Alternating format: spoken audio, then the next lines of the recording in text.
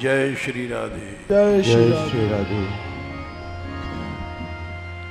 जय श्री राधे। जय श्री राधे।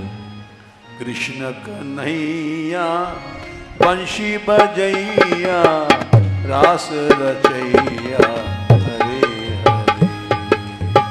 कृष्ण कन्हैया बंशी बजैया रास रचैया हरे हरे।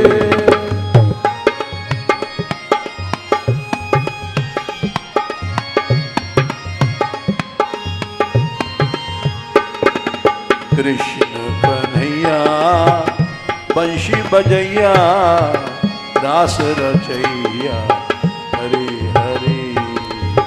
कृष्ण कन्हैया बंशी बजैया रास रचैया हरे हरे। माखन खवैया गिरवर उठैया गौए चरैया हरे हरे। माखन चरैया गिरवर उठैया गौए चरैया हरे हरे।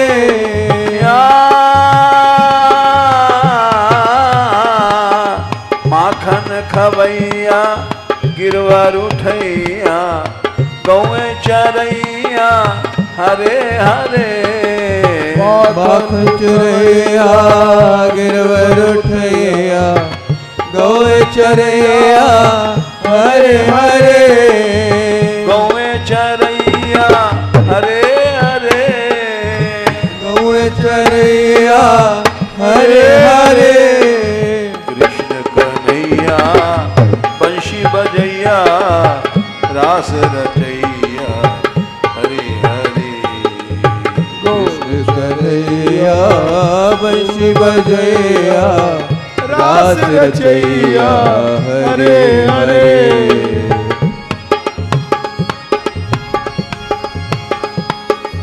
चीर चुरैया गोपी रिझैया नंद जुके छैया हरे हरे। चीर चुरैया गोपी जैया नंद जू के छैया हरे हरे। नंद जुके छैया हरे हरे। नंद जू के छैया हरे हरे। कृष्ण कन्हैया बंशी बजैया रास रचैया हरे हरे। कृष्ण कन्हैया बंशी बजैया रास रचैया हरे हरे। दुख हरैया पीर नसैया भक्त रखैया हरे हरे। दुख हरैया पीर नसैया भक्त रैया हरे हरे। भक्त रखैया हरे हरे। भक्त रखैया हरे हरे। हे हरे हरे हे हरे हरे हरे हरे हे हरे हरे। कृष्ण कन्हैया बंशी बजैया रास रचैया हरे हरे। कृष्ण कन्हैया बंशी बजैया रास रचैया हरे हरे। कृष्ण कन्हैया बंशी बजैया रास रचैया हरे हरे। कृष्ण कन्हैया बंशी बजैया रास रचैया हरे हरे।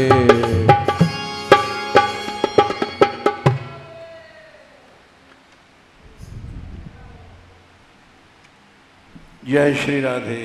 जय श्री राधे। जय श्री राधे। जय श्री राधे।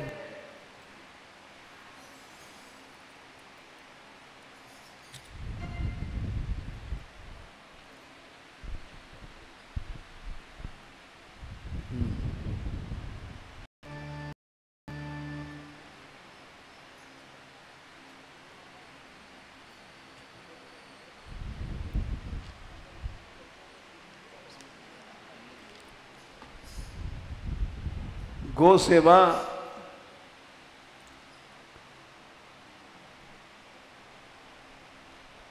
बड़ी सावधानी से करनी चाहिए।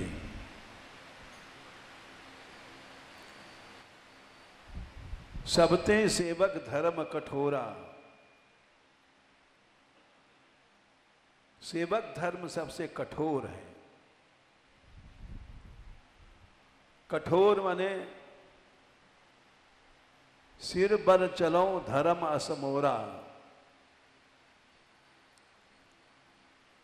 बोले जिस पृथ्वी पर स्वामी चल रहा है पांव से, उस पृथ्वी पर पांव से चलने का अधिकार सेवक का नहीं है। सेवक वही है जहां स्वामी का चरण है और सेवक का सिर है।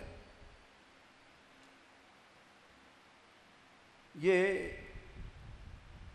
एक ही चौपाई में बहुत सुंदर समझाया। सेवक स्वामी के बराबर नहीं बैठता है, अगर बराबर बैठता है तो ये सेवक नहीं है। सेवक का धर्म है कि जिस पृथ्वी पर स्वामी चलता है उस पृथ्वी पर पांव न रखे जाएं, सिर के बल चला जाए, इसको सेवक धर्म कहते हैं। इसीलिए भरत जी ने जब राम चले गए वन में तो उन्होंने भी पृथ्वी के नीचे गुफा बनाई, नंदीग्राम कहते हैं,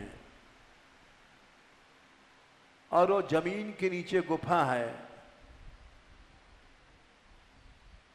बोले जिस पृथ्वी पर हमारे स्वामी रहते हैं उस पृथ्वी पर हम पांव कैसे दे सकते हैं। हम तो सेवक हैं और उस पृथ्वी पर सिर के बल चलना हमारा धर्म है।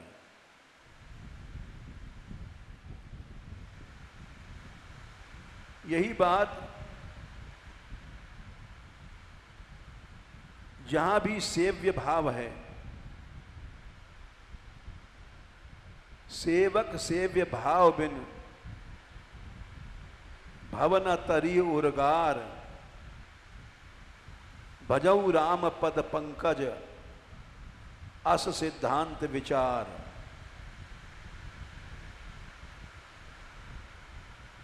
सेवा क्या है? पैसा देना सेवा नहीं है, शरीर से कर्म करना सेवा नहीं है।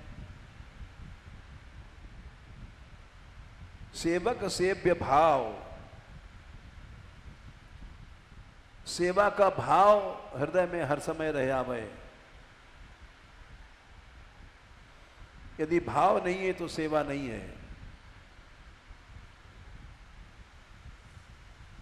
हमने पैसा दिया, अहम भाव आ गया, सेवा नहीं है। शरीर से परिश्रम किया, अहम भाव आ गया, सेवा नहीं है। भागवत में प्रथम स्कंद में 17वें अध्याय में कहा गया है, तपः शौचम दया सत्वम इति पादा कृते कृता अधर्मांशैस्त्रयो भग्ना स्मय संगमदाई स्तव। स्मय माने गर्व या अहम आया और तप नष्ट हुआ। यहाँ तक कि महाराष्ट्र में भी एवं कृष्णाद लब्धमाना महात्मना 29वें अध्याय में 47वें श्लोक में आया है दशम स्कंद के कि भगवान ने जब गोपियों को बहुत सम्मान किया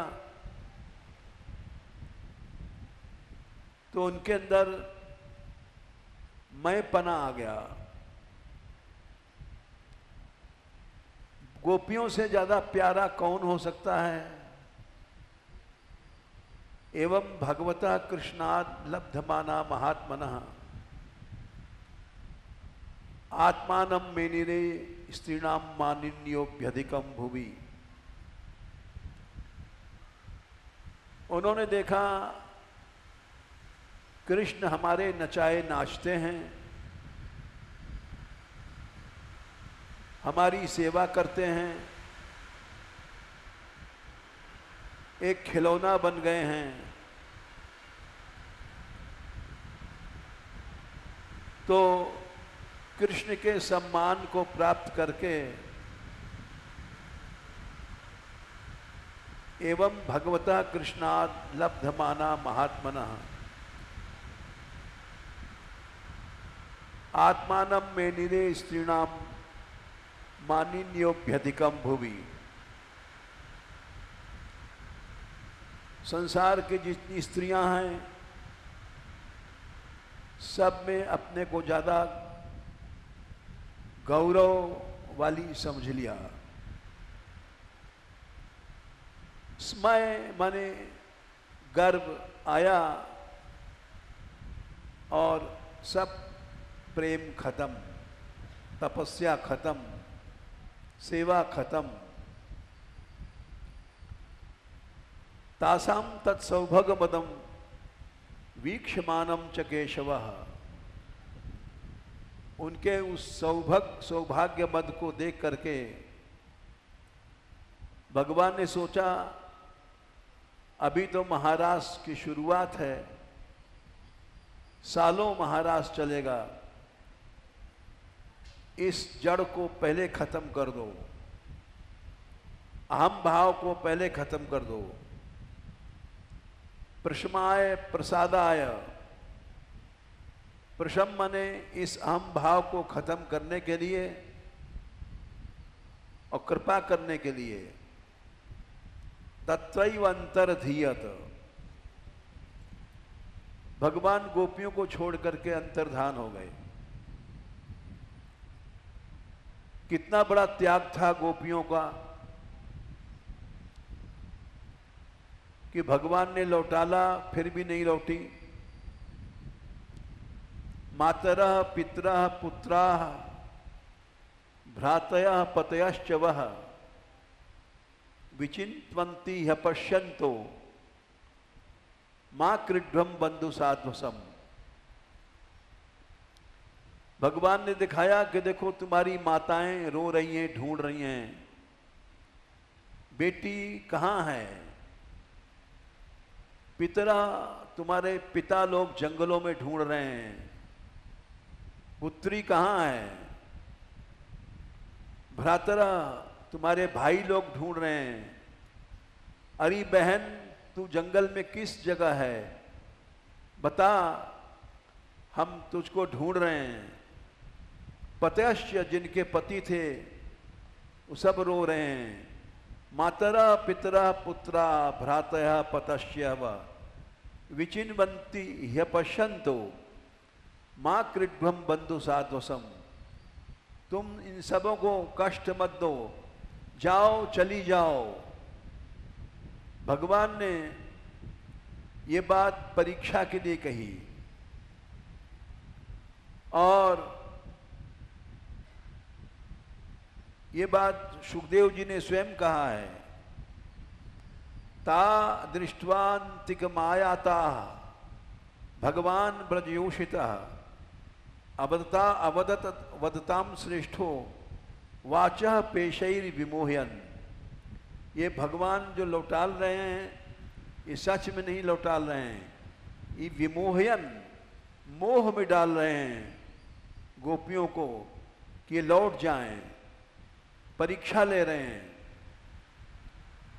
ये बात प्रहलाद जी ने भी कहा था कि आपने जो वरदान देने की बात कह रहे हैं, ये माम प्रलोभय उत्पत्त्या आसक्तम, हमको आप लोभ मत दो,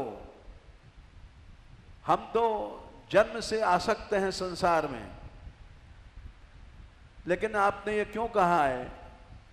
लोभ नहीं दे रहे हैं, आप तो भगवान हैं, परम दयालु हैं, परम कृपामय हैं। भृत्य लक्षण जिज्ञासुर भक्तम कामेश्वर चोदयत। जैसे चावल बनाने वाली एक चावल को लेकर के मसलती है, चावल अगर मसल में आ गया तो पक गया, बोले ठीक है बटोलोई उतार दो। वैसे ही आप भी भक्तों को लक्षण जानने के लिए ऐसी बातें कहा करते हैं। भृत्य लक्षण जिज्ञासुर भक्तम कामेश्वर चोदयत। नान्यथा ते खिल गुरु घटेत करुणात्मनम। नहीं तो करुणा वाला भगवान कहीं भोग देगा, मलमूत्र देगा, धन संपत्ति देगा, कभी नहीं हो सकता। भगवान तो इनसे छुड़ाता है। सुदामा चरित्र में यही बात सुदामा जी ने कही थी कि भगवान सदा अपने दास को छुड़ाते हैं। ये माया जय जय अजाम अजित दोष गर्भीत गुणाम। ये दोष भरी माया है, एक दुष्ट अतिशय दुख रूपा। ये दुष्ट माया है, दुख रूपा माया है। जब भगवान की दया होती है, अतिशय प्रबल देव यह माया, छूटे नाथ करो जो दाया, छूटे राम करो जो दाया। ये अतिशय प्रबल माया है, दुख देने वाली है। ये भगवान की कृपा से ही छोड़ती है। काली सर्पणी भी भयंकर है, उससे हजारों गुना भयंकर माया है। इसका विष कभी नहीं उतरता है। तो भगवान अपने भक्तों का सुनहु सुनहु सुनहु राम कर सहज सुभाऊ। सुनहु राम कर सहज सुभाऊ। जन अभिमान न राखें काऊ। जन अभिमान न राखें काऊ। भगवान का स्वभाव है कि भक्त के अंदर अहम भाव आया, उसको तुरंत नष्ट कर देते हैं। संस्कृत मूल शूल प्रदनाना। संस्कृति मूल शूल प्रदनाना। ये संस्कृति मूल शूल प्रदनाना। संस्कृति मूल शूल प्रदनाना। 84 लाख योनियों में चक्कर में डालने का यही अहंकार है, दारुण दुख देती है।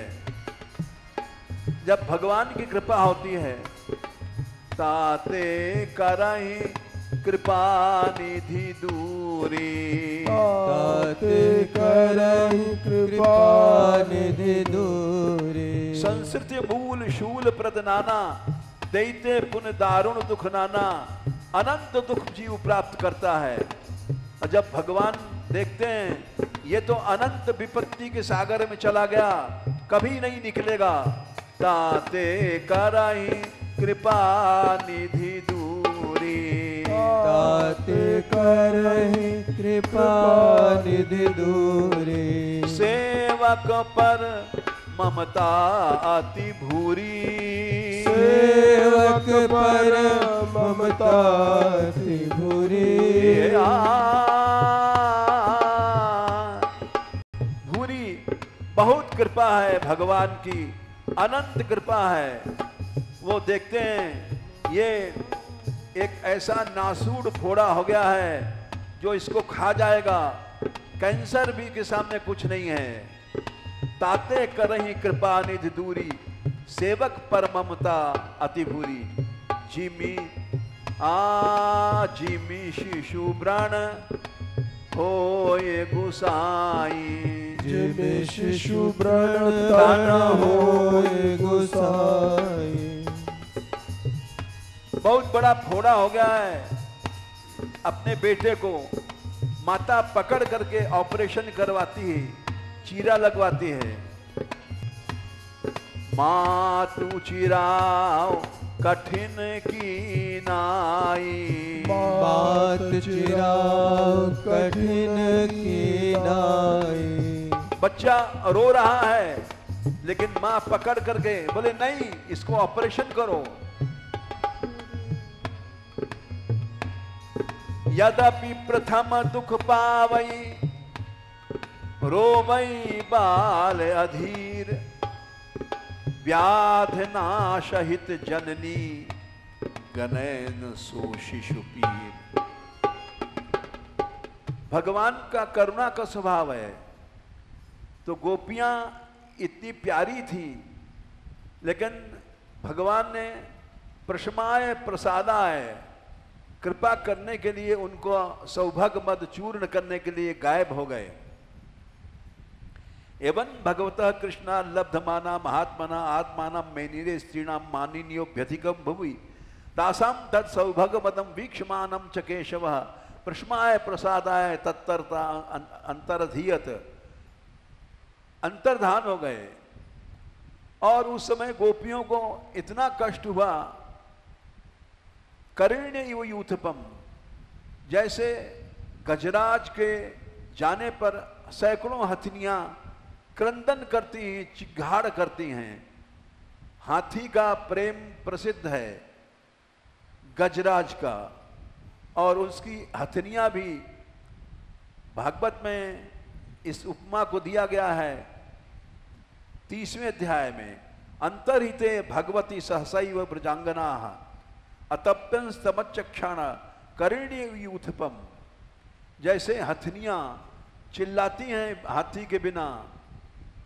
हाथी को अगर सिंह आकर के मारता है तो वो भी हथनियां विधवा हो जाती हैं और उनका क्रंदन बहुत भयानक होता है, चिघाड़ कर रोकती हैं। वैसी गोपियां विरह में क्रंदन करने लग गईं, लेकिन भगवान ने मातु चिराव कठिन किनाई, प्रेम के अंदर अहम विष है, उसको नष्ट करना है। वो प्रेम रूपी तप को जला देता है। भरत जी को कितना कष्ट था, लेकिन भगवान को प्रेम रूप माखन प्रकट करना था। और भरत पयोधि गंभीर, भरत रूपी समुद्र को मथा, मथि प्रकटेउ सुरसाधियुत, कृपा सिंधु रघुवीर। प्रेम अमीय मंदर बिरह, प्रेम रूपी अमृत जैसे समुद्र मंथन से मंदराचल पर्वत को मथा गया। मंदराचल पहाड़ की मथानी बनाई गई और उस मथानी से समुद्र को मथा गया। उसी तरह से भगवान ने समुद्र मंथन की तरह भरत रूपी समुद्र का मंथन किया। विरह रूपी मंदराचल की मथानी को डाल करके भरत जी 14 साल तक उन्होंने वो तप किया जो जंगल में नहीं हो सकता है। इतना बड़ा तप कोई कर नहीं सकता। वो सब क्यों किया? कि प्रेम रूपी माखन प्रकट हो जाए। और हम लोग जो सुविधावादी हैं, भोगवादी हैं, भक्ति मार्ग में आकर के भी शरीर की सुविधाएं ढूंढते रहते हैं। एसी नहीं मिला तो चिल्लाने लग गए, कूलर नहीं मिला तो चिल्लाने लग गए। ये हम लोगों की कमजोरियां हैं। प्रेम रूपी समुद्र में मक्खन तभी प्रकट होता है जब उसको मथा जाता है। समुद्र मंथन से भी ज्यादा कठिन है विरह रूपी मथानी के द्वारा भावनाओं को मथा जाए, तब उससे प्रेम प्रकट होता है। भगवान ने भी ये किया। गोपियों का समूह चिल्ला रहा है, करुण्य यूथपम। ऐसा विरह आज तक देखा नहीं गया। गर्ग संहिता में लिखा है, नल के विरह में दमयंती का जो विरह था उससे हजारों गुना विरह मदयंती का था, उससे हजारों गुना सीता जी का विरह था, और उससे हजारों गुना ज्यादा गोपियों का विरह था। उन्होंने ऐसा विरह किया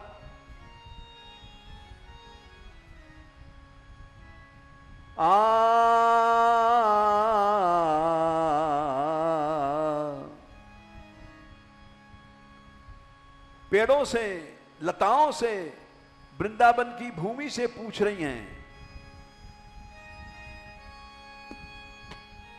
नवेली है चमेली तू प्रफुल्ल तू द्रुमान में। नवेली है चमेली तू प्रफुल्ल है द्रुमान में। एक चमेली, तेरे अंदर इतने फूल कैसे आ गए? अवर श्री कृष्ण ने तुझको छुआ है। नवेली है चमेली तू प्रफुल्ल है द्रुमान में। नवेली है चमेली तू प्रफुल्ल है द्रुमान में। बिना पिया मिले, बिना पिया मिले अरी न फूल हो हियान में। बिना पिया मिले अरी न फूल हो हियान में। बिना पिया मिले अरी न फूल हो हियान में। बिना पिया मिले अरी न फूल हो हियान में। बता कहाँ कन्हैरी हमें न चैन प्रेम प्राण में। बता करा कन्हैरी हमें न चैन प्राण में। बता कहाँ कन्हैरी हमें न चैन प्राण में। बता कहाँ कन्हैरी हमें न चैन प्राण में। पुकारती हरी हरी हरी हरी लतान में। पुकारती हरी हरी हरी हरी लतान में। पुकारती हरी हरी हरी हरी लतान में। पुकारती हरी हरी हरी हरी लतान में। कोई भी पेड़ सामने आता है उससे लिपट जाती हैं। चमेली से लिपट गई, तुलसी से लिपट गई, पेड़ों से लिपट गई। अरे वृक्षों, तुम तो परोपकार के लिए तपस्या करते हो, तुम बताओ कृष्ण कहाँ है? रसाले तमाले निवास तीर्थ थान में। रसाले तमाले निवास तीर्थ थान में। रसाले तमाले निवास तीर्थ थान में। रसाले तमाले निवास तीर्थ थान में। परोपकार धार के तनु तपो बनान में। परोपकार धार के तनु तपो बनान में। तुम तो परोपकार के लिए तपस्या कर रहे हो। वृक्ष जाड़ा गर्मी पत्थर ओला सब सहता है। परोपकार धार के तनु तपो बनान में। परोपकार धार के तनु तपो बनान में। आगे कदम दिखाई पड़ा, ऊंचा कदम। बोले कदम, तू तो कृष्ण का बड़ा प्यारा है, तुझ पर चल के बंशी बजाते हैं, तू सबसे ऊंचा खड़ा है, देख कहाँ है। कदम उच्च तू समर्थ दूर के दिखान में। कदम उच्च तू समर्थ दूर के दिखान में।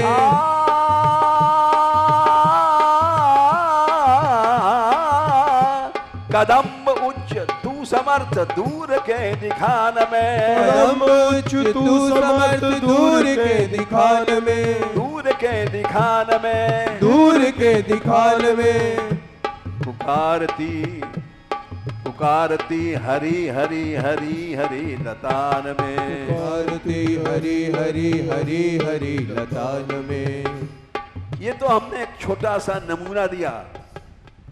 वे कैसी हैं गोपियां, विरह में जैसे एक ज्वाला जलती जलती भई मशाल चली जा रही है, इस तरह से विरह में भभकती भई मशाल की तरह वृंदावन के वृक्षों से, लताओं से, पेड़ों से, नदियों से, सबसे पूछ रही हैं, तुम लोग हे वृंदावन की भूमि, तुम बताओ कहां हो, कृष्ण कहां हैं।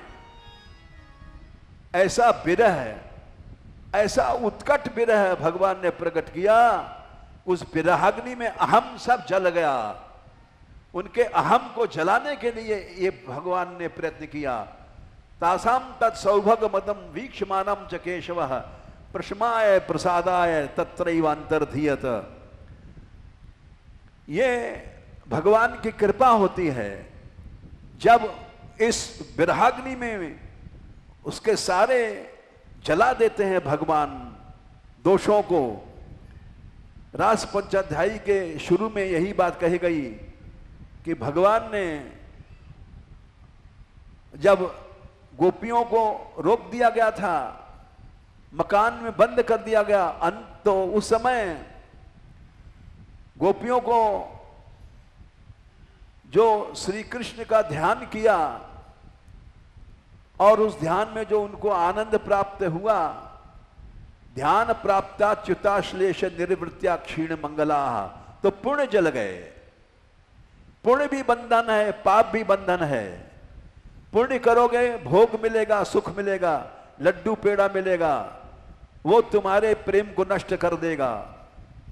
तो गोपियों ने ध्यान में श्री कृष्ण को, जब ध्यान में श्री कृष्ण प्रकट हुआ तो ध्यान प्राप्ता च्युताश्लेष निर्वृत्या क्षीण मंगला, और उसके बाद जब विरह दुसा प्रेष्ठ विरह तीव्रताप धुता शुभा, विरह की ज्वाला में सब पाप जल गया, प्रतिबंधक तत्व जितने जल गए सब जल गए, अहम भी जल गया।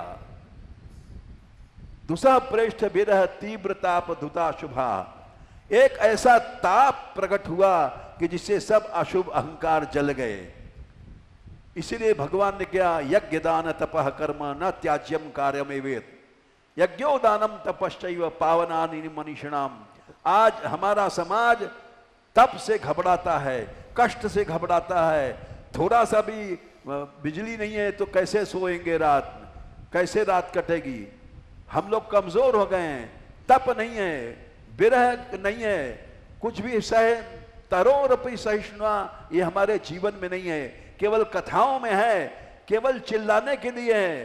तरोरपि सहिष्णुना अमानिना मान देन कीर्तनिया सदा हरि, हम लोगों को जीवन में ये नहीं है।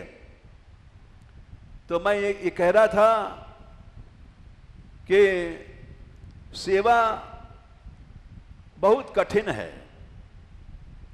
सबते सेवक धर्म कठोरा, सिरबल चलऊं धर्म असमोरा।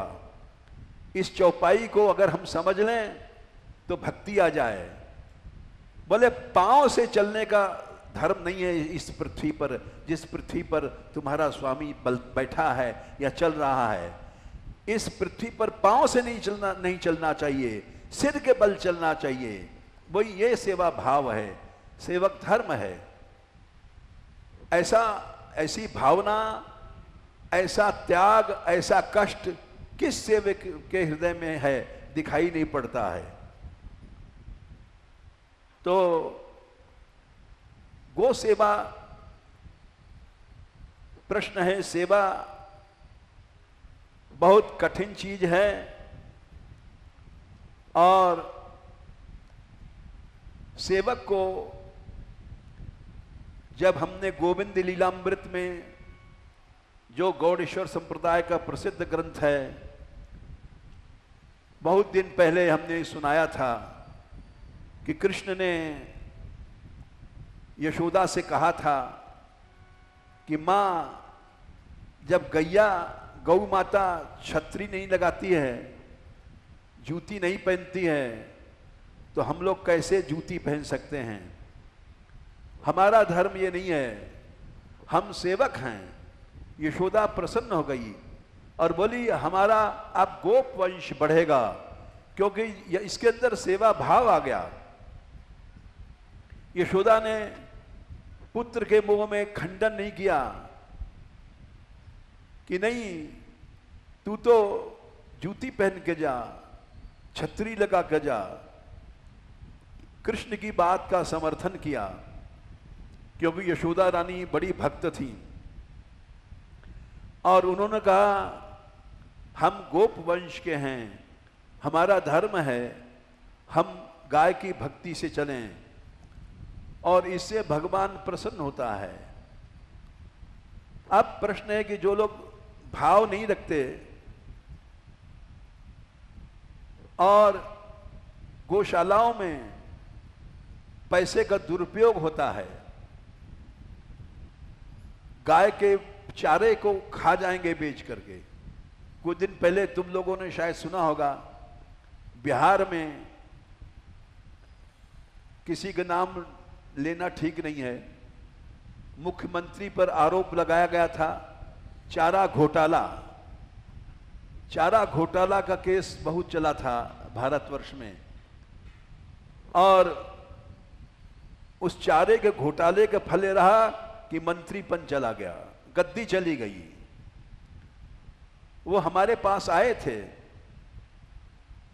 यहां गहवरबन में, मुख्यमंत्री उस समय। हमने उस समय कहा था सबके बीच में, क्योंकि हम लोग तो साधु हैं, साधुओं की जबान पर लगाम तो होती नहीं है। हमने कहा तुम्हारे ऊपर बहुत कलंक है,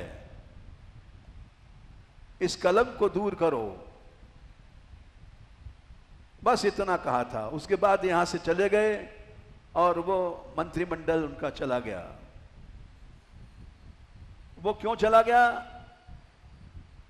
गायों का चारा तुमने अपने आप खा लिया, उसका प्रत्यक्ष चमत्कार आया कि तुम्हारी राजगद्दी चली गई।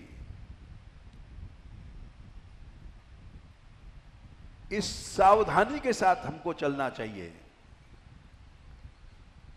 अभी आज सवेरे एक बड़े अच्छे भक्त थे बरेली के गुरुवर जी, उनका लड़का 50 साल बाद हमसे मिलने आया। हमने कहा तुम इतने दिन बाद आए? बोले हाँ। यहां का समाचार क्या है? हमने कहा यहां तो गौ सेवा चल रही है आजकल। बताया हमने थोड़ा सा। उसने 1100 रुपए भेंट किया। हमने कहा इसको तुरंत पहुंचा दो भाई, गिरधर था, इस पैसे को यहां नहीं रखो, चारा घोटाला का केस हम पे भी लग जाएगा। जब चारा घोटाला में मुख्यमंत्री चला गया तो हम तो मुख्यमंत्री भी नहीं है, सिपाही भी नहीं है, हमारी क्या दशा होगी? तो हमने भेज भाज दिया। इस चारा घोटाला में जनक भी चले गए थे। जरा एक दो उदाहरण दे देते हैं क्योंकि लोग सुनना चाहते हैं। महाराज जनक ब्रह्मज्ञानी थे, राम जी के सुसर थे, सारा संसार जानता है। लेकिन जब वो यहां से गए तो दूतों ने प्रार्थना किया कि थोड़ी देर आपको नरक के पास से चलना है। नरक में जाना तो नहीं है, लेकिन नरक के पास से चलना जरूर है। ऐसा विधि का विधान है।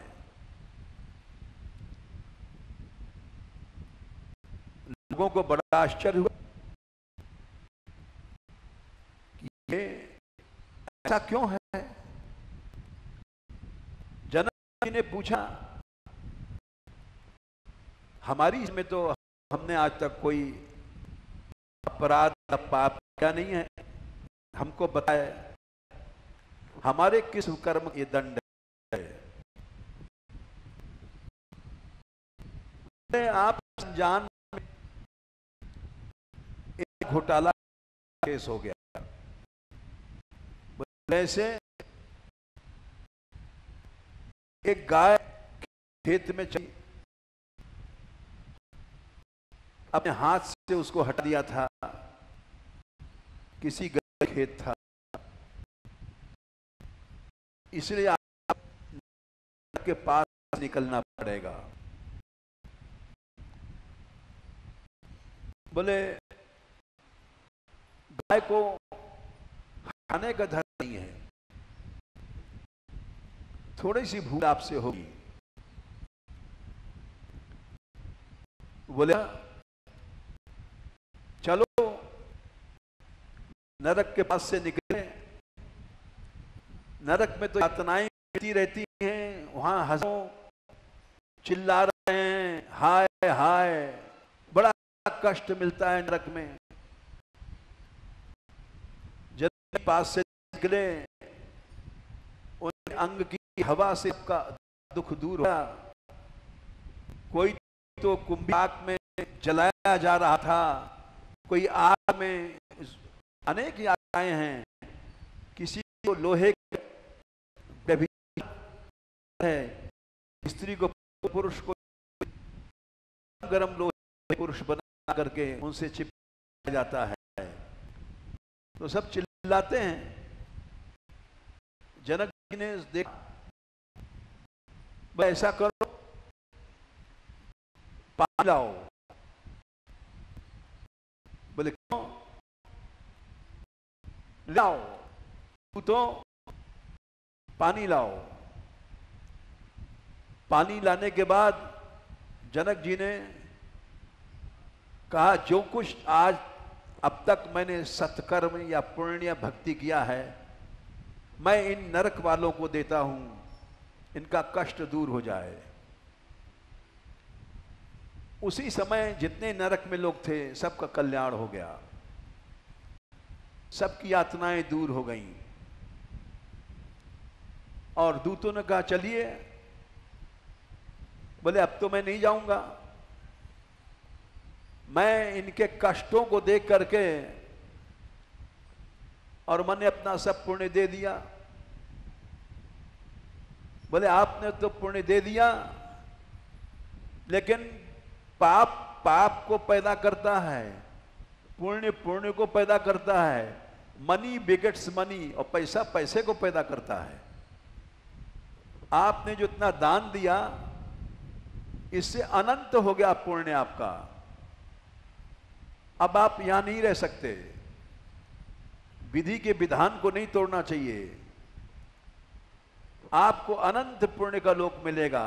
अपने जीवों को आपने इतना कल्याण किया तो जाना पड़ा उनको। तो चारा घोटाला का केस ये जनक जी पर भी लग गया।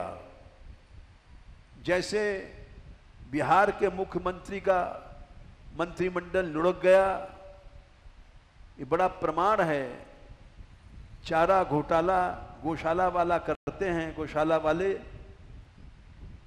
इसीलिए भारतवर्ष में अधर्म बढ़ रहा है, क्योंकि कलयुग और गाय का कष्ट ये दोनों एक हैं। परीक्षित ने जब दिग्विजय किया था तो देखा था एक बैल जिसकी 3 टांगें टूट गई हैं और चौथी टूटने वाली हैं, और एक शूद्र राजा उनको मार रहा है। वो कलयुग था, शूद्र राजा के रूप में वंश को था। तो जिस समय गौ की सेवा होती है भाव से, भाव कठिन चीज है। चारा डालना आसान है, पैसा दे देना आसान है, लेकिन भाव से सेवा करना अलग है। हमको प्रसन्नता है कि हमारे इस गौशाला में जितने मान मंदिर के साधु हैं या मान मंदिर की कन्याएं हैं, सब यहां करके सवेरे भाव से सेवा करती हैं। ऐसा भाव किसी गौशाला में, किसी में नहीं है। तुम देख आओ भारत में पैसा लोग दे दे वालों को, लेकिन पर उठा रखना, चारा वो बस का नहीं है। गौशाला की भाई ऐसी है, नया नया आता है, सेवा धर्म में फल है। 3 महीने पहले 2 लड़कियां आई थी दिल्ली की, और बोली हम दिन रह के चलेंगे। एक का नाम अंजलि था, दूसरी लक्ष्मी। हमने कहा नहीं जाना, क्यों? हमने इंटरव्यू देना है। हमने समझा नौकरी होगी। बोले इंटरव्यू इस बात का है? बोले हाँ, दीक्षा का इंटरव्यू। ने कहा ये तो आज पहली अभी इंटरव्यू होती है। इसमें कोई नियम होगा। फिर 15-20 दिन बाद ब्रजराज जा रहे थे, फ्लाइट थी। अगर तुम अपनी गाड़ी पर ले जाओ इन दोनों को, इंटरव्यू है। वो गए इन दोनों को लेने। इन्होंने कहा अब हम नहीं जाएंगे। हमने कहा क्यों? पूछो। अब जाएंगे तो सेवा छूटेगी। इनके ऊपर श्री जी ने दया कर दिया और सेवा गायों की करने लग गई, डॉक्टर बन गई और पशुओं का चिकित्सा करना वात्सल्य के साथ इन पर एक भाव पैदा हुआ, सेवा भाव। उस भाव के पीछे इन्होंने जाना छोड़ दिया। तो ये सेवा का भाव हृदय में आ जाए, यहां तक कि भगवान भी आ जाए तो भी उससे मत बोलो। एक तुमको कथा सुनाते हैं, सच्ची वार्ताएं सुनाते हैं, गप नहीं सुनाते हम। ये कथा है वार्ता जी की, और एक भक्त हुए हैं जिनका नाम है गोपीनाथ दास ग्वाल।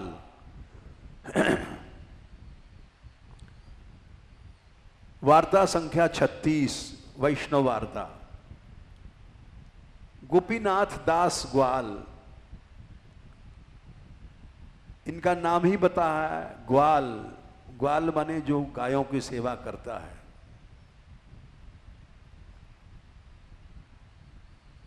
इन्होंने आकर के गोसाई जी से दीक्षा लिया और इनकी रुचि गो सेवा में थी। दूसरे वैष्णव थे गोपाल दास, उनकी ठाकुर जी की सेवा में रुचि थी। आचार्य लोग रुचि देख करके सेवा देते हैं। बोले तुम क्या करोगे? बोले हम तो ठाकुर सेवा करेंगे। गोपीनाथ दास हमको गो सेवा दे दी। बोले लो, और वो सेवा करने गए। सेवा ऐसी किया उन्होंने कि गोपाल दास से आगे चले गए, ठाकुर सेवा करने वाले पीछे रह गए। सेवा ऐसी करते थे जैसे गौ माता बच्चा अपनी माँ के लिए सुंदर बिस्तर लाता है, माँ को सुलाता है, तो वैसे ही जहाँ गायें रहती थीं वहाँ कंकड़ वंकड़ करके अच्छे रखते थे। गो इत्यादि कोई भी वहाँ गंदगी नहीं रहती थी। और उसके पीछे उन्होंने एक दिन की बात थी, भोजन नहीं किया, कई दिन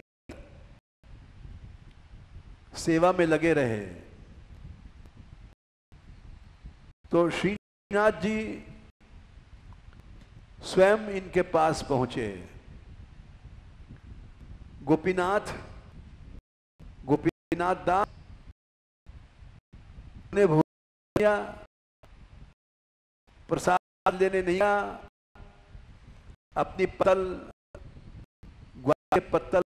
बंधी रहती है, पत्तल नहीं लाया। नाथ जी से बोले, हाँ हाथ नाथ जी, मैं पत्तल लेने नहीं गया। पत्तल लेता तो हमारी छूट जाती। वाह, ठाकुर जी बोले, हंस गए, बोले ये सच्चा सिख है। बोले भूख लगी है तुझको? हाँ नाथ जी, भूख तो लगी है। अच्छा तो मैं तेरे लिए देख 8 लड्डू लाया हूं चुरा करके। बल्लभ कुल में बंटा भोग होता है, बंटा भोग में इतने मोटे मोटे लड्डू रखे जाते हैं। एक लड्डू खा लो, उसी में काम चल जाएगा। तो श्रीनाथ जी चोरी से जैसे क्षीर विनाथ करते रहे, चैतन्य मुझे ने सुनाई थी। ठाकुर ने खीर की चोरी था अपने भक्त के लिए, वैसे ही ठाकुर जी ने, वहां तो माधवेंद्रपुरी भक्त थे, उनके लिए खीर की चोरी किया। कथा सब लोग जानते हैं, समय नहीं है इसलिए हम नहीं सुनाएंगे। इस समय गोपीनाथ जी की सुना रहे हैं। ठाकुर जी ने 8 लड्डू निकाले मोटे मोटे, और बोले ले इसको रख ले और खा लेना। उसने ले लिया, झोली पसार करके पूरा गट्ठर बन गया 8 लड्डुओं का, और भोजन नहीं किया। लड्डू लेके वो गोसाई जी के पास पहुंचा, गुरु के पास। बिना गुरु की आज्ञा के हम कैसे खा लें? सबते सेवक धर्म कठोरा। हम लोग तो तुरंत छाती लगा देते, लेकिन वो सच्चे भक्त थे, लड्डू पा करके गुरु को नहीं भूले। गोसाई जी के पास पहुंचे,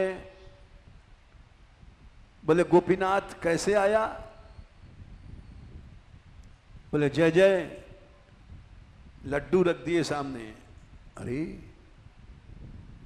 ये कहां से लाया? बोले मैं लाया नहीं, ये तो नाथ जी ने दिया, ये चोरी का माल है। बोला किया? अरे नाथ जी ले तेरे लिए? हाँ। बोले थाले गोपीनाथ भूखा है? मैंने कहा भूखा तो हूं नाथ जी, तो खाया क्यों नहीं? आपकी आज्ञा के बिना कैसे खाता? बोले अरे खा खा, जब तुझको नाथ जी ने दिया है तो खा। फिर उन्होंने लड्डू खाना शुरू किया। एक दो लड्डू में पेट भर गया, बाकी सब रख लिया दूसरे दिन को जब भूख लगेगी, क्योंकि उस समय वर्षा का अवसर था और सफाई ज़्यादा ज़रूरत पड़ती है बारिश में।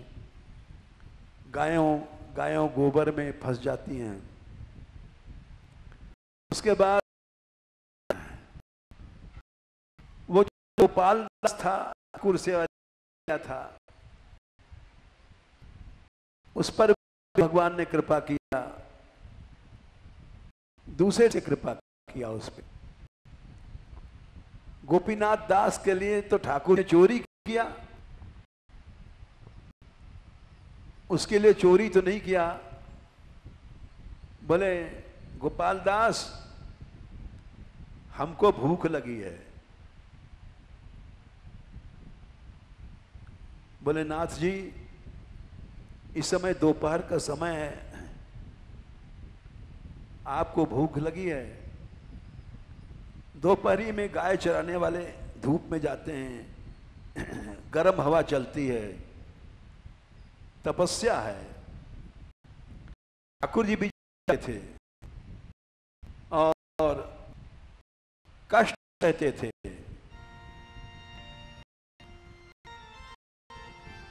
चलसी यद ब्रजा चरयन पशु नलिन सुंदरम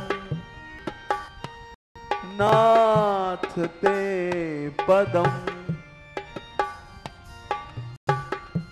तुम जब गायों को चारण करने के लिए चलते हो जंगल में, ये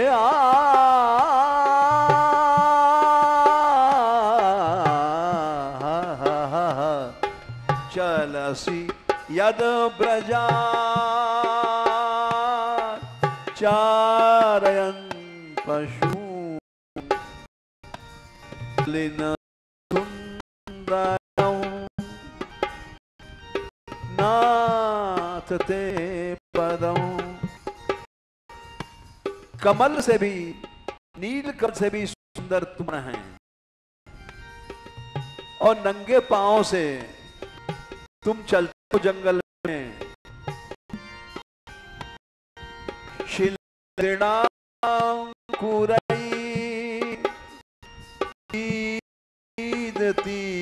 तीना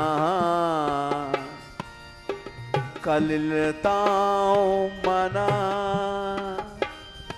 कांत गच्छति। शिल आचार्यों ने अर्थ किया है तृण और अंकुर। ब्रज क्या है? ब्रज में कांटे हैं, कंकण हैं, शिल कंकड़ियां। तृण माने नुकीली घासें हैं, अंकुर कांटे हैं, ये श्री कृष्ण के चरणों में चुभ जाते हैं। और सीदती थी, तुमको कष्ट नहीं होता? बोले नहीं। माता की में कोई कष्ट होता है? शिलित तृणांकुर सीदती न कलिलताम मनः कांत गच्छति। बोले हमको कष्ट होता है कि हमारे नाथ तुम कांटों में, कंकड़ों में घूमा करते हो। वृंदावन का रसिक कौन है? व्यास जी ने लिखा है, कोटि मुक्ति सुख हो तगूखरू जब लगे गड़ी पायन। जब ब्रज का कांटा उखरू होता है, एक तरह कांटा होता है, घाड़े जैसे शक्ल का होता है, छोटा होता है, चुभ जाता है, तो वो उस समय करोड़ों को सुख होता है हमको, उसको रसिक कहा गया। जिसको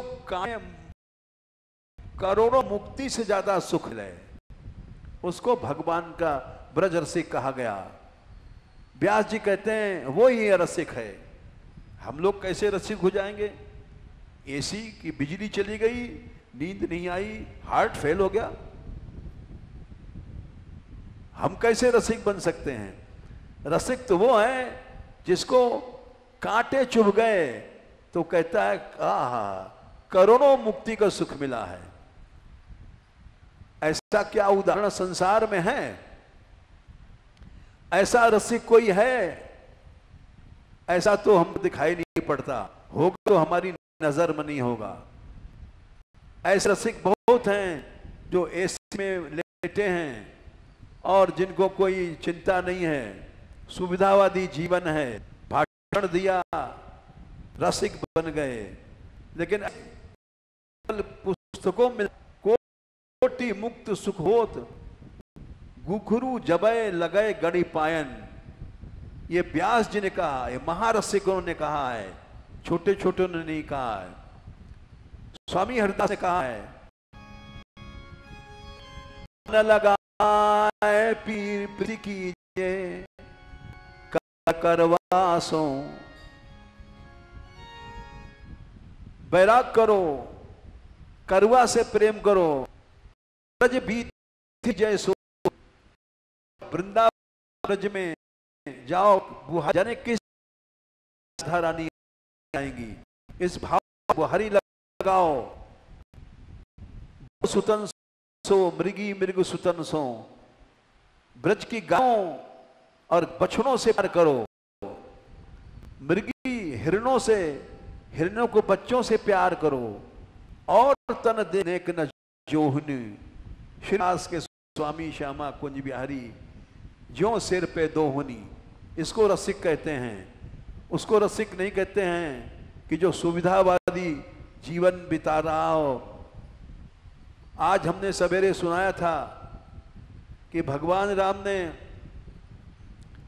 अपने भक्तों को जाते समय अपने उन चरणों को स्थापित किया जिनमें दंडकारण्य के कांटे लगे हुए थे। स्मरताम हृदय विद्य,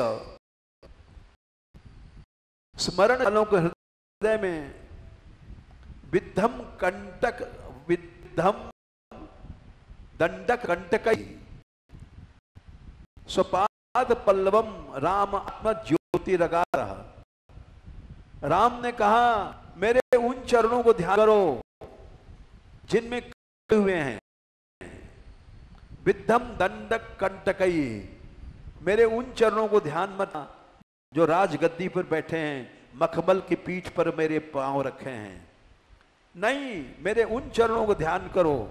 विद्धम दंडक कंटकई, इसको प्रेमी कहते हैं। उसी तरह से व्यास जी कहते हैं रसिक कौन है? कोटि मुक्ति सुख होत घुघरू जबय लगय गणि पायन, उसको कहते हैं रसिक। आज का व्यास रसिक नहीं बन सकता। थोड़ी कष्ट मिल जाएगा तो चिल्ला भाव से कोड़ेगा, वो प्रेमी नहीं हो सकता है, वो पाखंडी है, सुविधावादी है, उसके जीवन में प्रेम आ ही नहीं सकता है। वो तो केवल एसी चाहिए, कूलर चाहिए, इसीलिए साधु बना है। रसिक वसिक नहीं है वो, रसखान रसिक थे।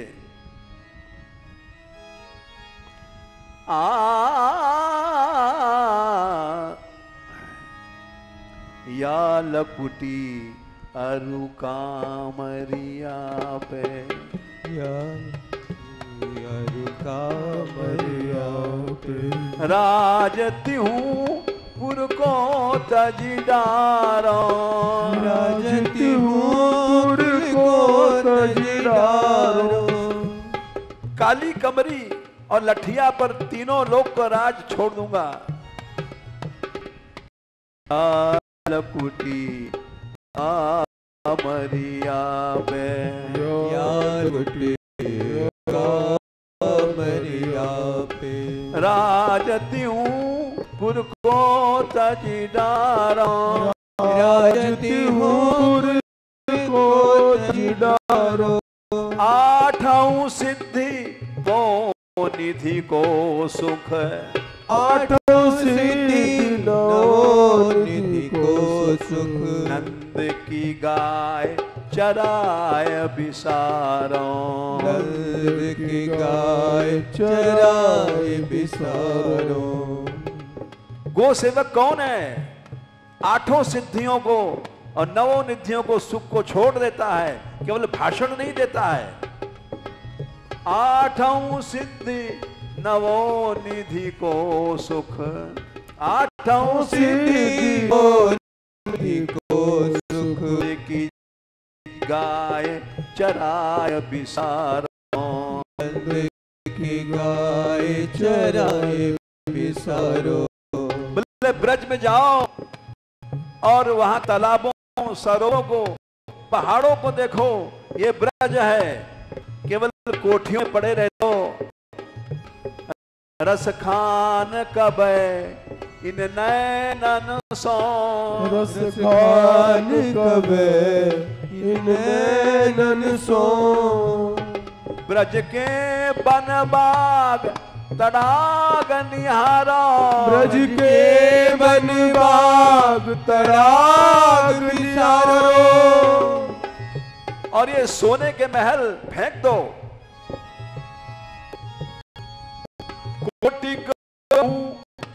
धौत के धाम, कोटि कल जोत के धाम। करील की जन ऊपर बारो, करील की कुंजन ऊपर बारो।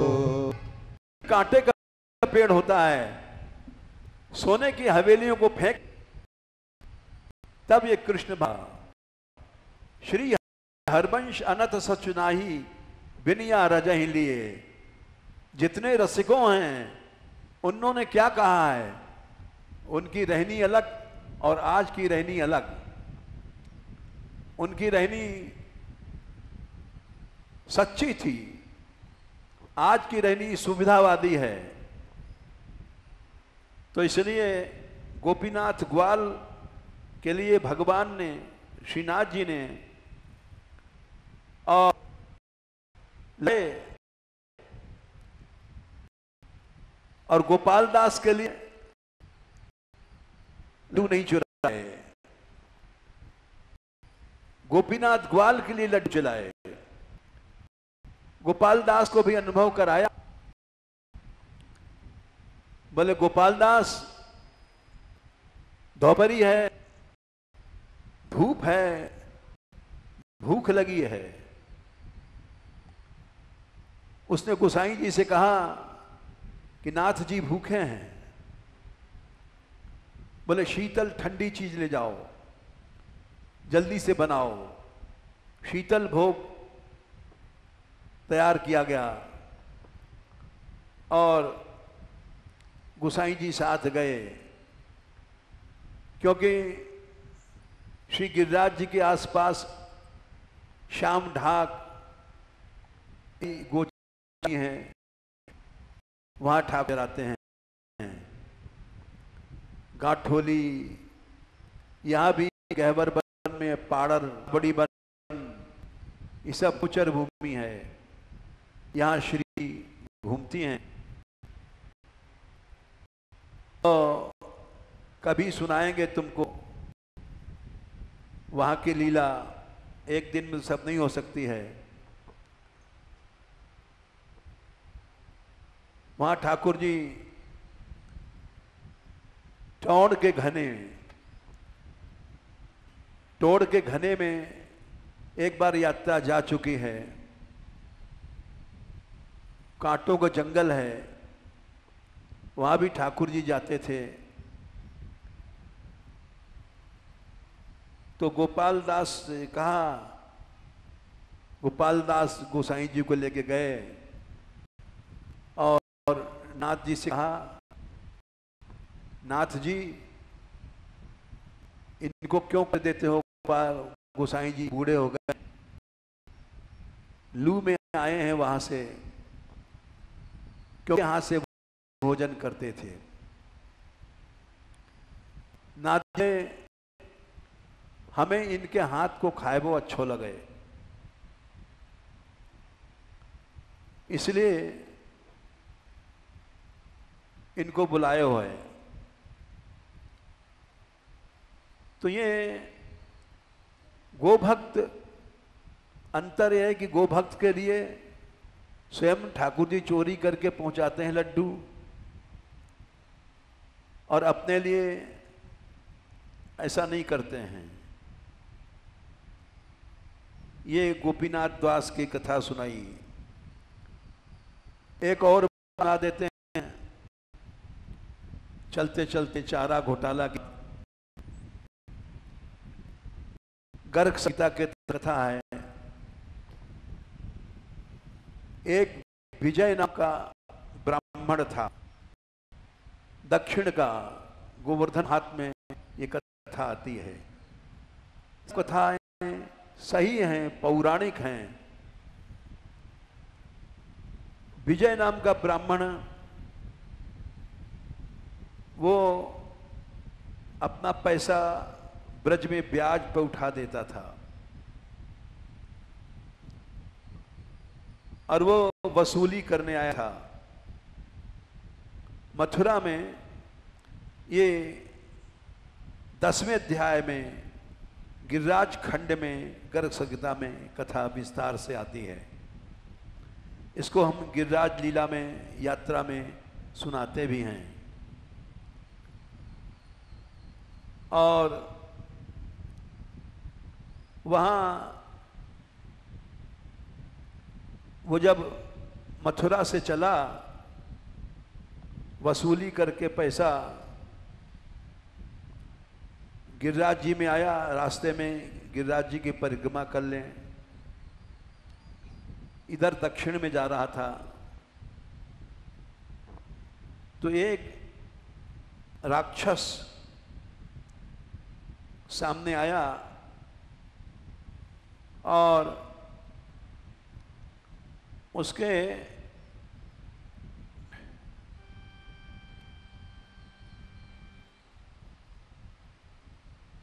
तीन पांव, 6 भुजाएं और 3 हाथ, बड़ा भयंकर था। वो विजय को खाने के लिए दौड़ा। जब विजय ने उसको देखा, बड़ा भयानक, तो उसने डर के कारण गिरिराज जी की एक शिला खींच के मारी, और शिला के लगते ही मान वो राक्षस कृष्ण रूप बन गया। इससे गिरिराज जी की महिमा प्रकट होती है। और विमान से जब आकाश में जाने लग गया, तो विजय ने पूछा कि भाई तुम कौन हो?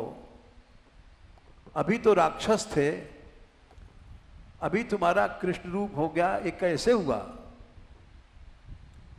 तुम हमको थोड़ा सा सुनाओ अपनी जीवनी। अब वो तो गिरिराज जी के स्पर्श से भगवत स्वरूप बन गया था,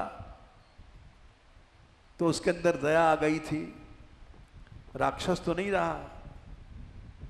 उसने कहा जरूर सुनाऊंगा तुमको विजय।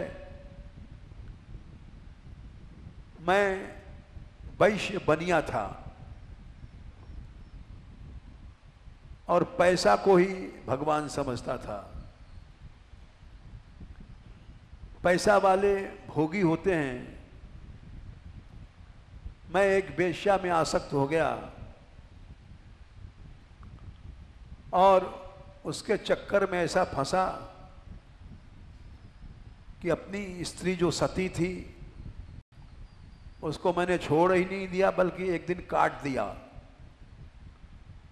तलवार से टुकड़े टुकड़े कर दिया। क्योंकि वो वेश्या उसके सब संपत्ति चाहती थी, गहने बहुत थे। सौत को कोई भी देख के खुश नहीं होती है। उस वेश्या को खुश करने के लिए मैंने उसको काट डाला, हत्या किया। उसके बहुत से और हत्याएं किए। ब्राह्मण का द्रव्य, गायों का द्रव्य, ये सब नहीं खाना चाहिए, मैंने ये सब खाया। जैसा गौशाला वाले करते हैं, सब पैसा खा जाते हैं। गायों का पैसा गायों में नहीं लगाते। तो एक दिन घड़ा फटता जरूर है। बहुत सी हत्याएं किया, अन्याय का पैसा खाया, ब्राह्मणों का, गायों का। एक दिन जा रहा था, काले सांप ने काट लिया, मर गया। सांप ने काट लिया तो यम के दूत आए, बोले तेरे ऊपर चारा घोटाला का केस है, चल नरक। कुंभी पाक नरक में ले गए, जहां औंटाया जाता है आग में डाल करके। एक मनवंतर तक 30 करोड़ वर्ष का एक मनवंतर होता है। 30 करोड़ वर्ष तक उसको कुंभी पाक नरक में डाला गया। उसके बाद तप्त सूरमी नरक में लोहे की बड़ी बड़ी सलाखाएं घुसाई जाती हैं। एक कल्प तक उसको तप्त सूरमी नरक में रखा गया। एक कल्प होता है 4,29,40,000 वर्ष तक का। एक मनवंतर तो 30 करोड़ का था, उससे 14 गुना बड़ा एक कल्प होता है। एक कल्प ब्रह्मा जी का जितना बड़ा दिन, इतना उसने तप्त सूरमी नरक में कष्ट पाया। उसके बाद 84 लाख योनियों में उसका जन्म हुआ। 10 जन्म तो सुअर बना और 100 जन्म तक व्याघ्र, चीता। 1000 जन्म तक ऊंट बना और 10,000 जन्म सर्प बना। उसके बाद फिर राक्षस बना। राक्षस बन करके एक शूद्र के शरीर में प्रवेश करके विजय पर हमला कर रहा था। बोले इसने एक शिला मार दिया, गिरिराज जी की शिला से हमारा कल्याण हो गया।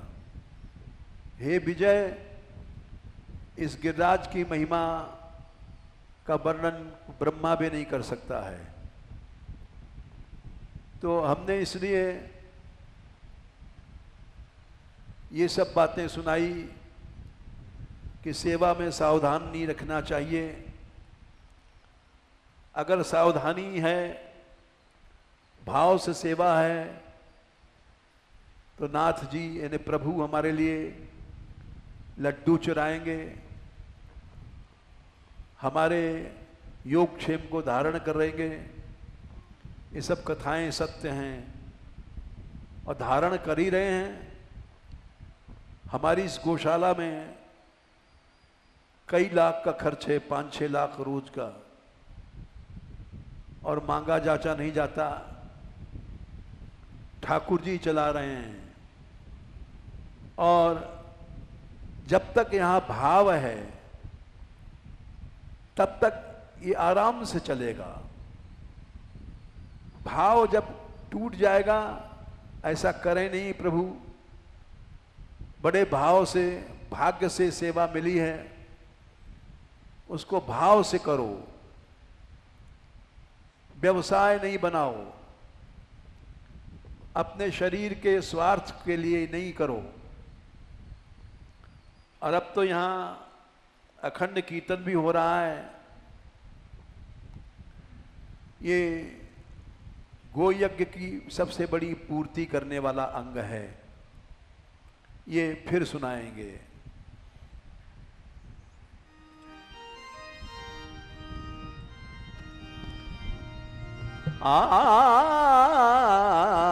राधे